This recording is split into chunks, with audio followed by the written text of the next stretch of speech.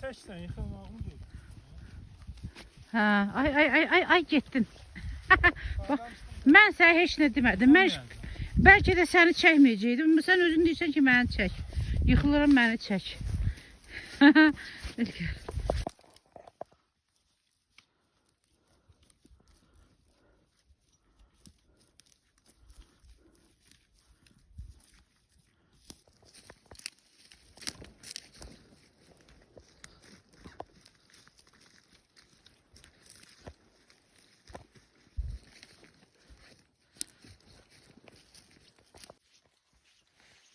Bir şeyler atıştırak. Atışdıraq. Atışdıraq deyirsən. Ay.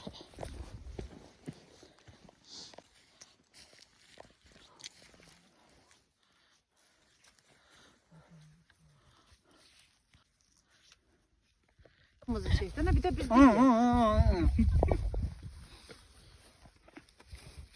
çəkməyinə baxsaq. Bir round çəkirəm də. Yavaş yavaş edəsən onu.